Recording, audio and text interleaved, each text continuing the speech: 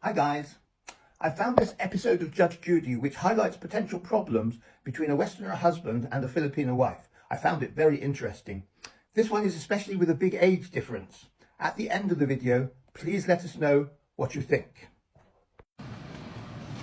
Do you want to stay in the United States or do you want to go home to the Philippines? I don't know if I can survive. Maybe I'll survive because I work for 2 jobs. I work 7 days. You work 2 jobs now? Yes, ma'am. You send money home to your family? Sometimes. But I have to settle all my bills. Oh, step forward, please. 45-year-old Thomas Lowe says he met his 23-year-old Filipino wife, Arlene Rowe, when he answered an ad in an international dating magazine. Thomas says when his new bride came to live with him in the United States, she charged a fortune in long-distance phone calls back to the Philippines. The marriage ended in divorce, and now he wants her to pay the phone bill. Order, all rise. Now this is number 173 on the calendar in the matter of Lowe versus Lowe. Parties have been sworn in, Judge. You may be seated. This is your former wife. Yes. And while usually the background of a couple's courtship, etc., is usually not germane to the issues of the case, I think that in this case it is. How did you meet your wife, sir? Through correspondence. A friend of mine told me that about it. He had met a wife overseas, and I tried it myself, and I wrote to Arlene, and she wrote back to me. How did you get her name to write to her? It was through a magazine that this gentleman informed me of. His name was Cherry Blossoms, and I wrote to her there, several other ladies too. Did you advertise in this magazine? My friend advertised me in there. Your friend advertised for you? Okay. So you began to correspond, and then what happened? She said she was about to go overseas to take a job, and at that particular time we had been corresponding for a year. And where was she living at the time? In the Philippines. And I told her I was going to come to see her and not to go, that I asked her to marry me, and she agreed. This was before you met her? We had been corresponding. I told her I was going to go see her, before you met her, you told her that you wanted to marry her? Yes, and that's why I was going to the Philippines to see her. You wanted to marry him? Yeah, but before he told me about that, I supposed to have like my visa is already ready. Then I told him I have to go because I have my responsibility for my sister. So he told me, and he called to my mom, and he talked to my dad. Then he told to my dad that tell him not to go. I will be responsible for all his responsibility. For all of your yeah, my visa is ready already. Then he told me to not to go. How old are you? Thomas agrees to support her family before even meeting her. He was lucky in a way because the girl was not a scammer. She just felt a responsibility to provide for her family. There is obviously a lot more behind the scenes which has caused the breakdown of this marriage.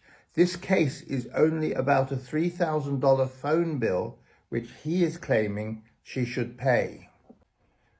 2 things are obvious from this case. Firstly, Thomas seems to have tried to start a business with the girl's parents, and secondly, he seems unsympathetic to a young girl in a strange country needing to have close contact with her family.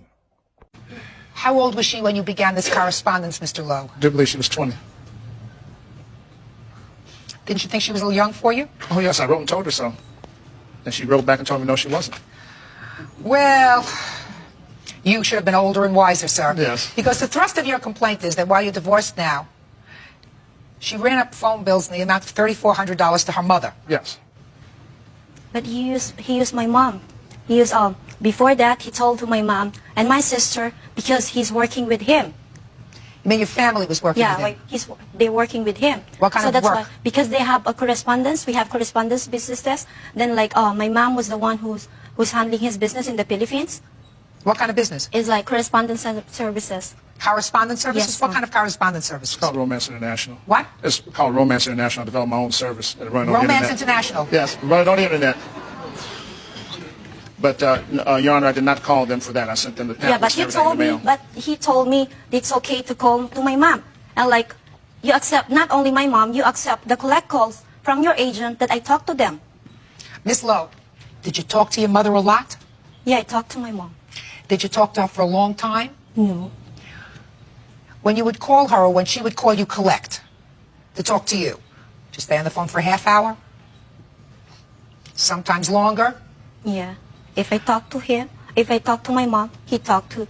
But mostly you talk to her? Yes. What happened when you started to get these big phone bills? Did he complain? Yeah, he told me, but I pay for the phone bill when I started working. Then he told me I didn't pay for it. The first salary that I got from here, I pay for his phone bill. but he don't give me any money. Mr. Lowe, Yes. what makes you think that I should order her to pay you money for this phone bill? Well, first of all, Your Honor, she agreed when I was first initially going to take the phone out to pay for just the international phone calls. I didn't ask her to pay for anything else, just her phone calls and calls she made to the psychic for $195. That was all she was supposed to pay for. I gave her money every week, which I have records of, that went to the bank, which was taken out in the Philippines. So money was given to them every week for her responsibility, even when I was not married to her. When she agreed to marry me, I took care of her responsibilities in the Philippines. But in order to keep the phone on, she promised to pay just the international phone bills. That's all I asked. She never had to pay any other bills at the house. Okay, so she didn't. So you got a divorce. Yes. Well, no, the problem with the divorce was I wanted to move to Brentwood, and Mother told her no, she couldn't move to Brentwood with me, and she had to work her $4.25 hour job. I was trying to get her a job paying $12 an hour, $15 an hour. I was ready to send her to school. I had to take out a $28,000 loan to take her to school, and the mother told her she didn't go to school, she had to work. No, my mom didn't told that. You want me to send to school. Then like when they interview me, then they told me I have to study like three years to pay $38,000. But you told them that, okay, after you finish your school, you're gonna pay me. I have to pay that for the rest of my life for $38,000. So what you did you tell her that she was going to have to pay back the tuition? No, Your Honor. Mr. Lowe. The whole thing was I would have taken out the loan for the thing, and I was very willing to do that. Mr. Lowe, you married a baby. Oh, Your Honor, when I first married her, she did not strike me as a baby. Judge Judy continues in a moment. I'm trying to be good in sex, but it takes time. Real cases, real people. Judge Judy. Arlene Rose says when she came from the Philippines to marry Thomas, a man she met by placing an ad in a dating magazine, he treated her horribly and quickly divorced her. Now he's suing her for long-distance phone calls she made to her family. In my untrained eye, sir, this looks like a May-December romance. Yes. Did you ever hear that expression? Yes. And sometimes men marry women and they're very extravagant. They go out and they spend all their husband's money on jewelry and furs and manicures and pedicures and hats. Do women still buy hats? No. Yeah. Your child bride called her mother a lot. No, her mother called her. Or her mother called her a lot. Because she evidently needed to talk to her family, very far away from her family. That's what happens when you marry somebody who's very young. No, Your Honor, the reason they called was because her family kept getting into financial problems. But you know that. You already know all my responsibilities. Listen, Miss Lowe, I gather from your answer that you feel as if you have a very strong responsibility to family, even your family in the Philippines. What's supposed to happen when you get married is you're not supposed to necessarily lose that allegiance to your family, but you and your husband create your own unit. You have a mother in the Philippines, you have a father in the Philippines? Yeah. Yes? You have sisters? Yes. You have brothers? Yes. They're supposed to take care of themselves. That's not his responsibility. Yeah, he told me that's not his responsibility. It's not. And it's not your responsibility. You're a baby, 20 years old.